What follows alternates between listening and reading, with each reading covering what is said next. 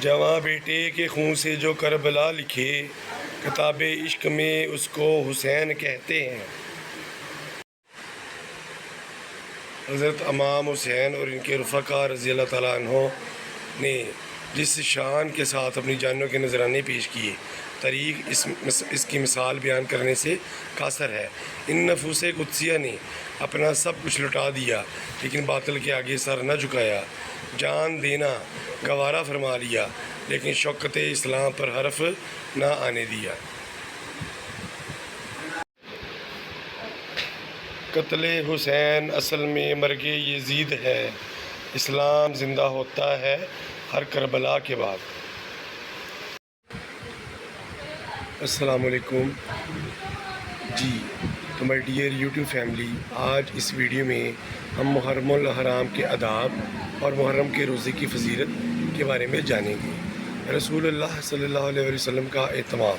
حضرت ابن عباس رضی اللہ تعالیٰ عنہ فرماتے ہیں کہ میں نے نہیں دیکھا کہ رسول اللہ صلی اللہ علیہ وسلم کسی خاص دن روزہ کا اہتمام فرماتے ہوں اور اس کو کسی دوسرے دن پر فضیلت دیتے ہوں، مگر سوائے اس 10 محرم کے دن کے اور اس مہینہ یعنی رمضان مبارک کے مہینہ کی گزشتہ سال کے گناہوں کا کفارہ۔ رسول اللہ صلی اللہ علیہ وسلم نے فرمایا کہ اللہ تعالیٰ سے میں امید رکھتا ہوں کہ 10 محرم کا روزہ رکھنا گزشتہ سال کے گناہوں کا کفارہ ہو جاتا ہے۔ عاشورہ کا روزہ انبیاء کرام کی سنت ہے۔ رسول اللہ صلی اللہ تعالیٰ علیہ وسلم نے فرمایا کہ تم عاشورہ 10 محرم کے دن کا روزہ رکھا کرو۔ اس دن کئی انبیاء علیہ السلام بھی روزہ رکھا کرتے تھے۔ 10 محرم کے ساتھ ایک اور روزہ بھی رکھنا چاہیے۔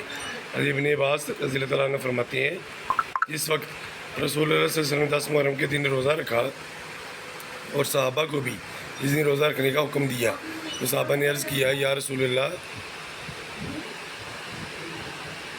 یہ ایسا دن ہے کہ یہود و نصارہ اس کی بہت تعظیم کرتے ہیں، اور روزہ رکھ کر ہم اس دن کی تعظیم کرنے میں یہود و نصارہ کی موافقت کرنے لگتے ہیں، جبکہ ہمارے اور ان کے دین میں بڑا فرق ہے۔ آپ صلی اللہ علیہ وسلم نے فرمایا کہ آئندہ سال انشاءاللہ تعالی ہم 9ویں کو بھی روزہ رکھیں گے۔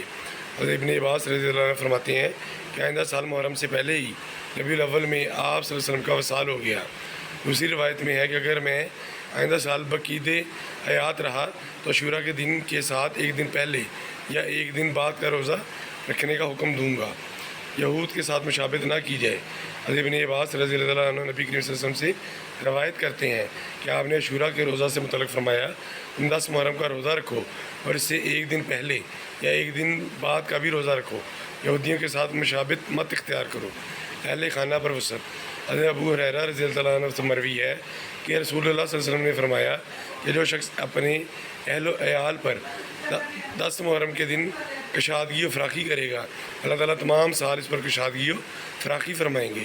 حضرت جابر رضی اللہ عنہ فرماتے ہیں کہ ہم نے اس کا تجربہ کیا تو اس کو بالکل صحیح پایا، اور حضرت سفیان بن عینہ رحمۃ اللہ فرماتے ہیں ہم نے 50 یا 60 سال اس کا تجربہ کیا، لیکن یہ محلوظ رہے کہ جو جس درجے پر ثابت رہے اس کو اسی درجے میں رکھ کر منانا اور عمل کرنا چاہیے، اس کو اس درجے سے بڑھانا نہیں چاہیے۔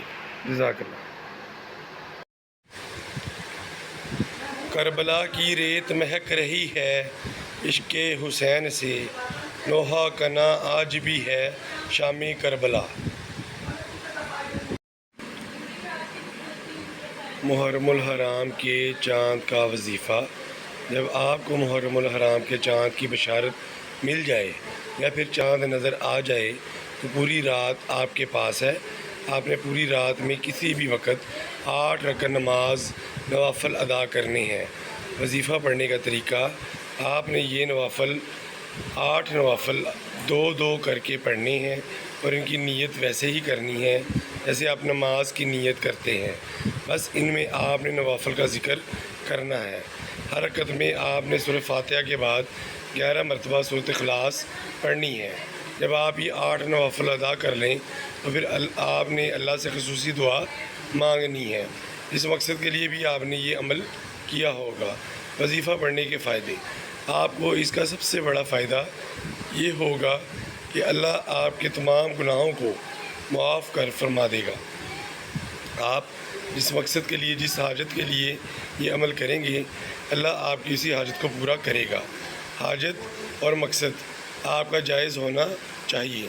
جزاک اللہ۔